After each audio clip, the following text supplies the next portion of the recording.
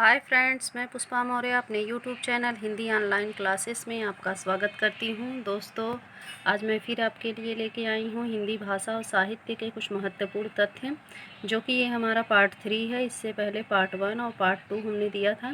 तो आइए दोस्तों, शुरू करते हैं अपना। उत्तर प्रदेश सरकार द्वारा सन 1947 में ईस्वी में गठित देवनागरी लिपि सुधार समिति के अध्यक्ष थे आचार्य नरेंद्र देव। अवहट्ट भाषा से तात्पर्य है ग्रामीण अपभ्रंश की भाषा। पूर्वी हिंदी की प्रमुख बोली अवधी है।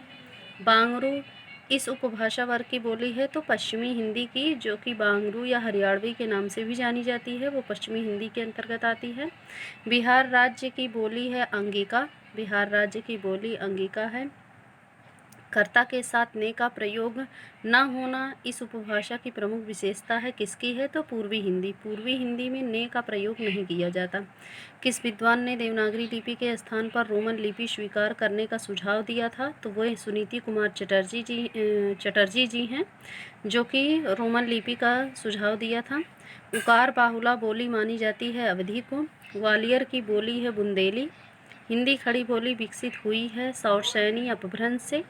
हिंदी का पाणिनि कहा जाता है किशोरी दास वाजपेयी को। भाषा की प्रमुख प्रकृति है जटिलता से सरलता की ओर। उत्तर प्रदेश सरकार द्वारा गठित लिपि सुधार परिषद की 28-29 नवंबर 1953 को हुई बैठक की अध्यक्षता की थी तत्कालीन उपराष्ट्रपति डॉक्टर सर्वपल्ली राधाकृष्णन ने।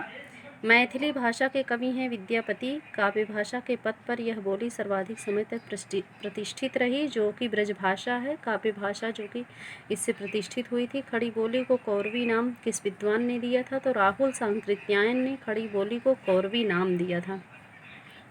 स्टैंडर्ड से या परिनिष्ठित संज्ञा इस बोली को प्राप्त हुई है। किसे? कौरवी। कौरवी या खड़ी बोली को ही स्टैंडर्ड्स, परिनिष्ठित, विशिष्ट भाषा या मानक भाषा भी इसी को कहा जाता है। पुष्टिमार्ग का जहाज कहा जाता है सूरदास जी को। हिंदी साहित्य के जिस युग में खड़ी बोली को काव्य भाषा का दर्जा प्राप्त हुआ, वह युग था द्विवेदी युग। बुंदेली विकसित हुई है सौरसैनी अपभ्रंश से। कन्नौजी बोली विकसित हुई है सौरसैनी अपभ्रंश से। द्रविड़ परिवार की भाषा नहीं है मराठी। राजभाषा आयोग का गठन किया गया था 1955 ईस्वी में। सरकारी कामकाज की भाषा जो संविधान द्वारा स्वीकृत होती है कही जा सकती है राजभाषा। सबसे अधिक पुरानी भाषा है वैदिक संस्कृत। जिस भाषा को बोलने वालों की संख्या सर्वाधिक है वह है हिंदी। हिंदी का सर्वाधिक विरोध किस प्रांत के लोग करते हैं? तमिलनाडु के लोग हिंदी का विरोध करते हैं। अधिकतर भारतीय भाषाओं का विकास किस लिपि से हुआ है? तो ब्राह्मी लिपि से ही अधिकतर भाषाओं का विकास हुआ है। देवनागरी लिपि का प्रकार है अक्षरात्मक है, अक्षरों में लिखी जाती है। प्राकृत के सबसे प्राचीन व्याकरण है वररुचि। आगे आइए देखते हैं।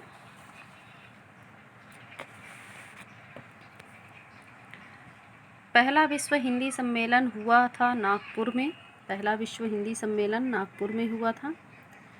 साहित्य अकादमी की स्थापना हुई थी 1954 में। साहित्य अकादमी की स्थापना 1954 ईस्वी में हुई थी। छठा विश्व हिंदी सम्मेलन हुआ था लंदन में। वैश्वाड़ी किस बोली का दूसरा नाम है? तो अवधी का नाम वैश्वाड़ी है। लिपि का सर्वप्रथम उल्लेख मिलता है पाणिनिकृत अष्टाध्यायी में। लिपि का उल्लेख मिलता है। हिंदुस्तानी को मुगलों की भाषा कहा गया है। इसे कहा गया है ऑक्सफोर्ड डिक्शनरी में इसका वर्णन किया गया है कि हिंदुस्तानी को मुगलों की भाषा कहा गया है। कुटिल लिपि से विकसित हुआ है देवनागरी लिपि। कुटिल लिपि से विकसित हुई है। भाषा विज्ञान की दृष्टि से हिंदी भाषा को कहते हैं पश्चिमी व पूर्वी हिंदी को। सतम भाषा समूह में निम्न वर्ग है ईरानी और भारतीय। अपभ्रंश भाषा में लिखित रामचरितमानस है पौंचर्यू, जो कि स्वयंभू ने लिखा है इसको। ओकार बाहुला बोली है ब्रज ओकार बाहुला बोली है। भाषा का आदर्श रूप कहलाता है परिनिष्ठित भाषा।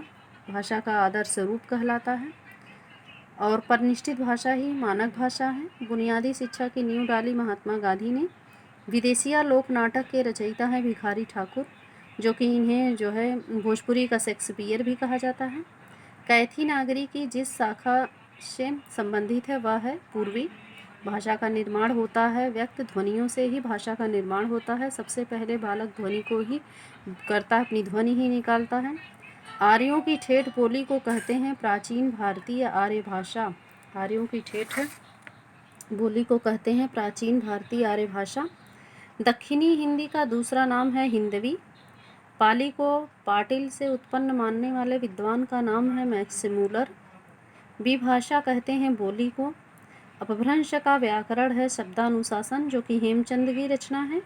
वियोगात्मक भाषा है हिंदी। हिंदी को वियोगात्मक भाषा कहते हैं। लहदा भाषा का विकास जिस अपभ्रंश से हुआ है वह है पैसाची। अपभ्रंश के व्याकरणिक रूप का विवेचन किया हेमचंद ने। सिद्धों की भाषा को अपभ्रंश या संध्या भाषा भी कहते हैं। हिंदी में मिलावट नहीं खपाती और उसका व्याकरण नियमबद्ध है। यह वाक्य कहा जाता है, अमीर खुसरो ने लिखा है कि हिंदी में मिलावट को नहीं खपाया जाता है बल्कि व्याकरण में इसका नियमबद्ध वर्णन होता है। तो वह अमीर खुसरो ने कहा है। जॉर्ज ग्रियर्सन ने हिंदी भाषा की उत्पत्ति का श्रेय दिया है लल्लू लाल को। हिंदी के मानक रूप में योगदान दिया है किशोरी दास वाजपेयी जी ने। दक्षिणी हिंदी के सर्वप्रथम लेखक कौन है? ख्वाजा बंदा निवाज गेसुतराज जी हैं, दक्षिणी हिंदी के सर्वप्रथम लेखक हैं। प्राकृताभास के व्याकरण ग्रंथ